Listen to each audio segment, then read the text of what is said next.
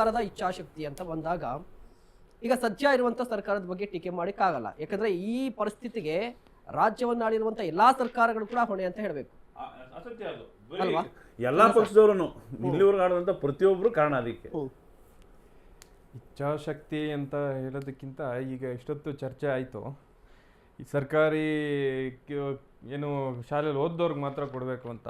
ಇಲ್ಲಿ ಎಷ್ಟೋ ಶಾಲೆಗಳು ಎಷ್ಟೋ ರಾಜಕಾರಣಿ ವ್ಯಕ್ತಿಗಳಿದೆ, ಅದೇ ರಾಜಕಾರಣಿ ವ್ಯಕ್ತಿಗಳನ್ನ ಇದೇ ಶಾಲೆಗಳನ್ನ ಅಭಿವೃದ್ಧಿಪಡಿಸಿ ಅಂತ ಕೊಟ್ಬಿಡ್ಬೇಕು.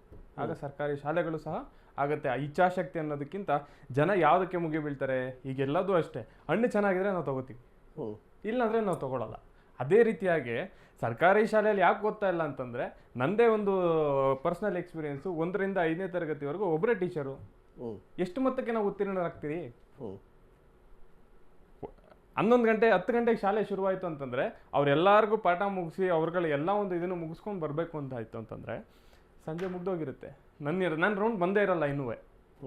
ಅದೇ ರೀತಿಯಾಗಿ ಇಚ್ಛಾಶಕ್ತಿ ಅಂತಂದರೆ ಇಲ್ಲಿ ಅವ್ರ ಇಚ್ಛಾಶಕ್ತಿ ಅನ್ನೋದಕ್ಕಿಂತ ಇಲ್ಲಿ ನಾಡು ನುಡಿ ನಮ್ಮ ನಾಡಿಗೆ ಏನು ದಕ್ಕಿಸ್ಬೇಕು, ಇಲ್ಲಿನ ಪ್ರಜೆಗಳಿಗೆ ಏನು ದಕ್ಕಿಸ್ಬೇಕು, ಇಲ್ಲಿನ ಕನ್ನಡಿಗರು ಏನು ಅಪೇಕ್ಷೆ ಪಡ್ತಿದ್ದಾರೆ, ರಾಜ್ಯ ಆ ನಾಡ ಹಬ್ಬವನ್ನು ಯಾವ ರೀತಿ ಆಚರಿಸ್ಬೇಕು, ಅವ್ರಗಳಿಗೆ ಬೇಕಾಗಿರ್ತಕ್ಕಂಥದ್ದು ಏನು ಅನ್ನೋದನ್ನ ಸೂಕ್ಷ್ಮವಾಗಿ ತಿಳ್ಕೊಂಡು ಅವ್ರುಗಳನ್ನ ಈ ಒಂದು ವಿಚಾರವಾಗಿ ಜಾರಿಗೆ ತರಬೇಕು.